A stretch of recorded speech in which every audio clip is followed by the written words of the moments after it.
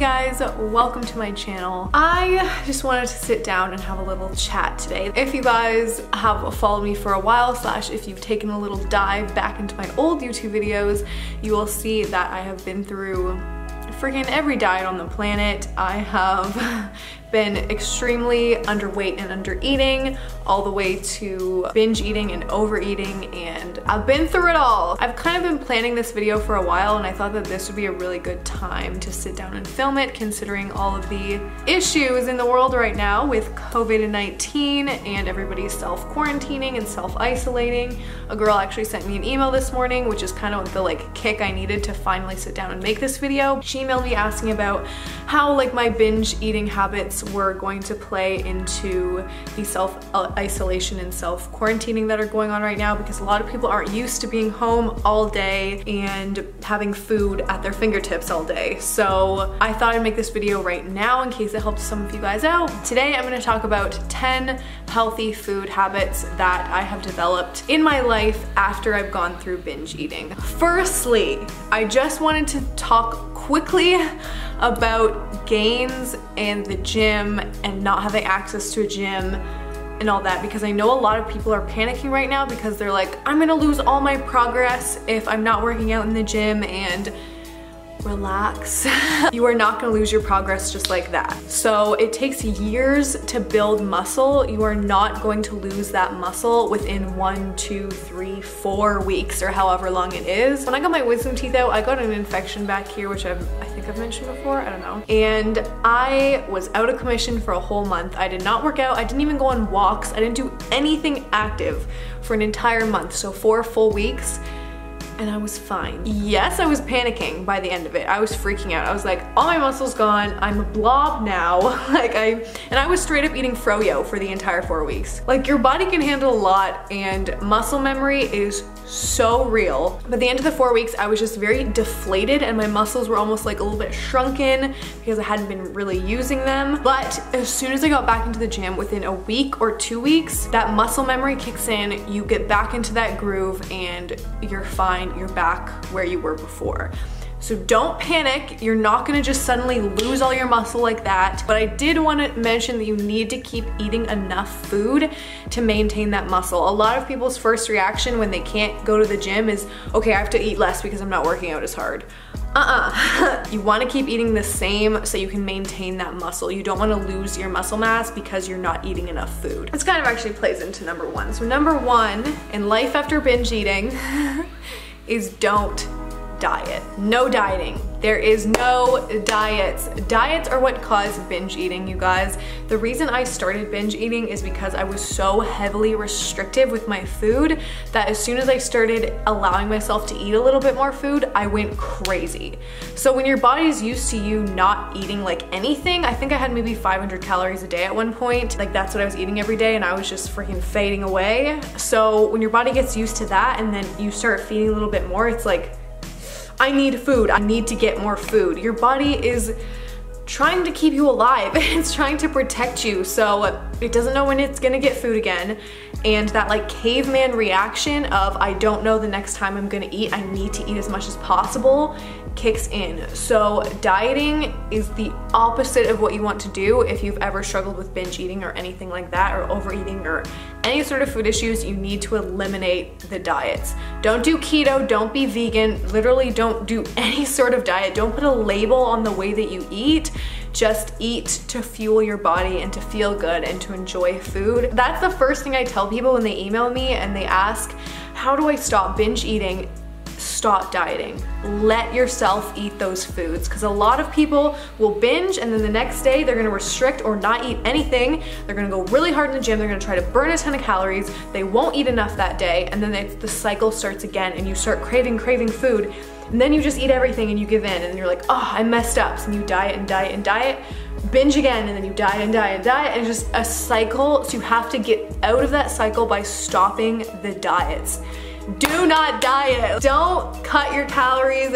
I know it's terrifying at first, but you have to just stop the diets. Delete MyFitnessPal right now, okay?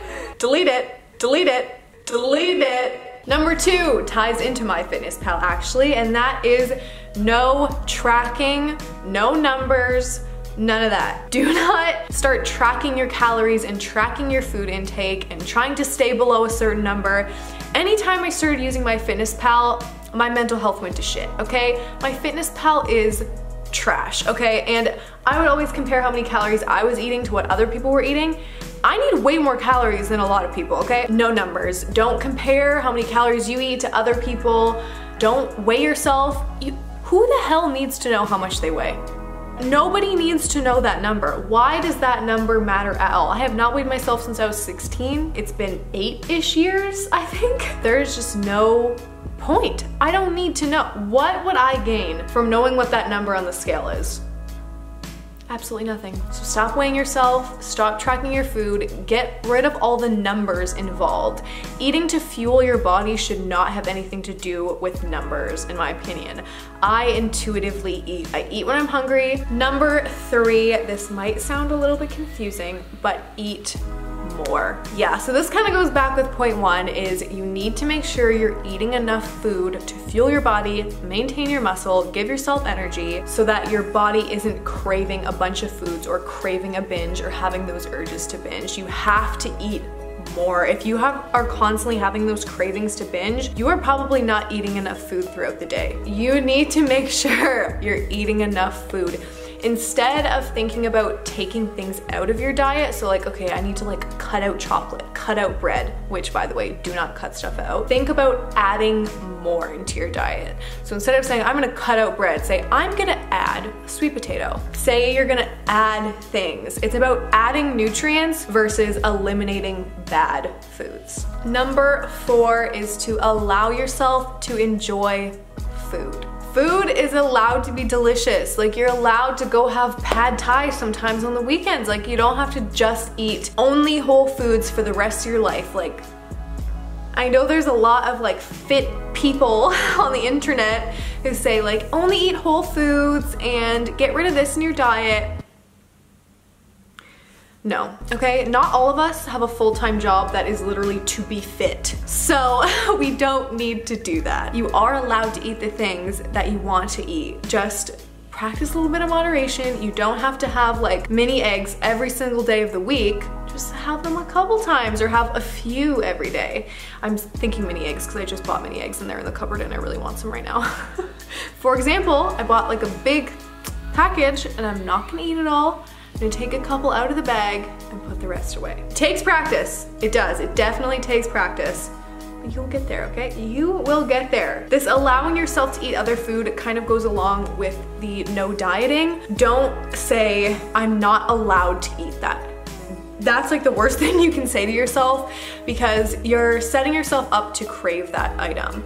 Like you're gonna start to want it more, so just have a little bit of it, allow yourself to enjoy it, allow yourself to have it, and then move on. Look, I look like such a little egg right now.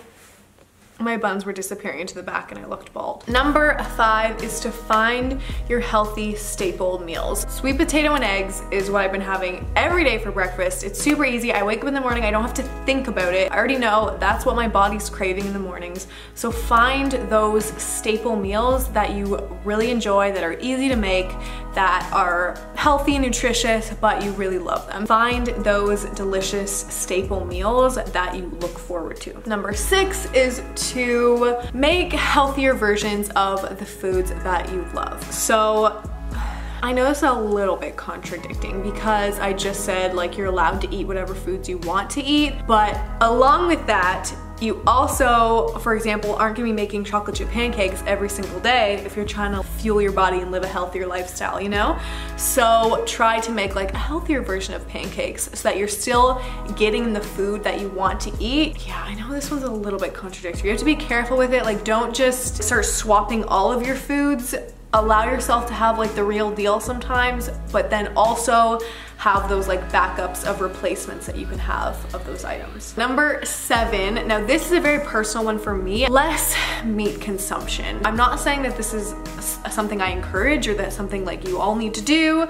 I just find I don't really like meat that much. I've never really liked meat that much. I have been vegan, I have been vegetarian before, but Along with that is not labeling myself as like I'm vegetarian now or I'm vegan now. Like I will never ever do that just because of that previous like binge history. Yes, I do eat a lot less meat now. That's just something personally I've noticed in my life after binging that I have started to do, is just eat a lot less meat. Yeah, I wanted to throw that in there because I do sometimes get like questions about that, and that is something that I've been doing. Yeah, it's not even intentional. It's just like I accidentally eat less meat most of the time, you know? Number 8 is, which I feel like a lot of people should stop doing for multiple health reasons, is stop binge drinking. Okay, especially if you're up there around my age group, aka 24, 25 plus. We do not need to be binge drinking anymore at this freaking age. No one should really be binge drinking ever. It's very bad for you in every way. What I found in high school, when I would binge drink on the weekends, I would then eat either really shitty that night, like we'd get food and it'd be trash, like pizza or McDonald's or like something gross. And then the next day while I was hungover, I found I would just crave the worst foods, and it almost like triggered my binging, because drinking is a huge depressant. If you're ever wondering why you feel shitty the next day, why you're sad, alcohol literally depresses you. And I have definitely noticed that now as like an adult. If I have a couple drinks one night, the next day I will, even if I'm not hungover, I will be like sad and just really down. That very like sad emotional state isn't great for someone who deals with binge eating. So binge drinking would then turn into binge eating the next day, because I feel so shitty about myself. I'm like, oh my god, I drank so many calories last night, and it would just be a whole thing. I would eat like shit all day, and then it gets hard to get out of the cycle kind of once you start doing that. So if I would like binge eat all day, then I would just be like, oh fuck it, and then just like keep binge eating the rest of the week, you know? So it's just not good. Alcohol is so bad. It's so bad for you. I don't know why alcohol is like allowed and legal and encouraged while weed is demonized. It baffles me. Weed is so much better. It's crazy. Number 9 is, this might be a bit weird, I don't know, but it's something that helps me, and it's having coffee breaks with myself. This is something just recently I've started doing. So either in the morning, so between breakfast and lunch, or kind of like right after lunch. I don't like to have coffee too late in the day because caffeine, I'm weak. But yeah, usually kind of in the morning or right after lunch, I'll have like a coffee break in which I'll make myself a coffee and have like one little treat with it. So it's like something to look forward to. Right now, just because like I just bought mini eggs, I'll have a couple mini eggs, but I did also have some chocolate like leftover from Christmas. I don't know if that's gross, but my throat is so dry. Yeah, but I would have like a little chocolate or 2 or 3 and with my coffee, and I would like stop working for a little bit, maybe for like half an hour, just sit like with my coffee, my treat. Yeah, it's just a little coffee break so that you know you have like that treat kind of to look forward to, versus like thinking about the chocolate that's in the cupboard all day and like not allowing yourself to have any of it. Like you already know, you're like, okay, I'm gonna have that chocolate tomorrow, I'm really looking forward to it, versus like, I'm not allowed to eat that chocolate, I'm not allowed to eat that chocolate, don't eat that chocolate, you know? Then you kind of go crazy and eat all of it. Let yourself have a little bit of it every day instead. Habits, guys. Breaking binge eating and living life after binge eating is all about getting rid of bad habits. It's literally just habits that you have like ingrained in your own brain, and you just need to make new habits that are better than like the binge urge habits. Number 10 is planning. I know everybody probably talks about planning your food, and I don't mean like make a diet plan or make like a meal plan for yourself. I just mean when you're gonna go get groceries, think about what meals you want to have throughout the week. So breakfast, so easy for me. I just always have either sweet potato and eggs or toast and eggs or oatmeal and eggs. It's something and eggs, a carb and eggs. And that's super easy for me. So when I go groceries, I already know what I'm getting for my breakfasts. Lunches are usually pretty standard for me. I have veggie burgers in the freezer, so I usually just pop a couple veggie burgers in the, what is that called? Panini press. Yes, I cook my veggie burgers in a panini press. So yeah, I'll have some veggie burgers and like whatever vegetables we have, whatever carbs we have lying around, some rice, some potatoes, anything really. Dinners are a little bit trickier because I'm not thinking about just feeding myself. I'm also thinking about feeding my boyfriend. We kind of try to like change it up a little bit. We are kind of bad at planning dinners, honestly, and we kind of end up needing to get groceries a couple more times during the week than we would have originally needed to if we planned ahead better. Going along with COVID right now, since a lot of you guys will be at home, planning what you're gonna have for lunch helps a lot, because I find sometimes it'll get until like 2 o'clock and suddenly I'm like, oh my God, I'm so hungry. And I haven't planned what I'm gonna have for lunch that day. If maybe I'm out of veggie burgers or I don't know what I'm having that day, then I find I just go grab some crackers and start having some crackers and hummus.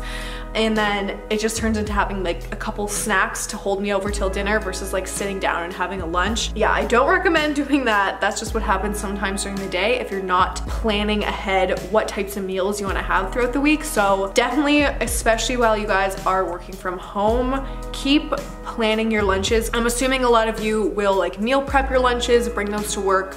Continue to do that. So keep like meal prepping your food on Sundays so you have lunches in the fridge already and know what you're having for dinners throughout the week. It helps a lot. Those are all my tips for life after binge eating. Man, I wish I could just snap my fingers and friggin' help all you guys not binge anymore, but it truly comes from yourself and just creating those new habits. Another thing, actually, now that I'm thinking about it, is eating with other people. That helps a lot. So if you're like quarantining / self-isolating with your family or your boyfriend or someone, try to eat your meals with them. Every time I would binge would be when I was home alone. Now that I work alone at home all the time, I am still not binging right now, which is honestly kind of crazy to me because I didn't think I'd ever get to this point. I honestly thought I'd be binging for my entire life. Yes, of course, I overeat a lot of the times. I don't need to be having 3 bowls of popcorners every night, but here we are. There is hope at the other end of the tunnel, you guys. I have been there, crying on your bedroom floor, crying on your bathroom floor. I have been there. I have been there. And you can get through it. I promise. You have to just create those good habits around food. I know it seems like I can't resist. I can't get over that urge, but you can. You really, really can. It takes a lot of time and patience with yourself, and you have to forgive yourself after you binge. You have to. You can't wake up the next morning and be like, oh my God, I hate myself. I can't believe I did that last night. Try to be super positive all the time. I know it's so much easier said than done. Do not start getting super negative and down on yourself, because I know that will lead to more binging. So forgive yourself. Tomorrow's a new day. Don't track your food. Don't diet. Eat enough. Eat more food. Yeah. I hope this video helped you guys out a little bit. Just take it one day at a time. Stop thinking super far into the future. Don't be like, oh, I'm gonna be like this for the rest of my life. Oh, what am I gonna be like in 5 years? Don't think about that. One day at a time. I am here for you. I understand exactly what you're going through. You can always email me. Drop any other tips also down below, by the way. Yeah, okay. Bye guys.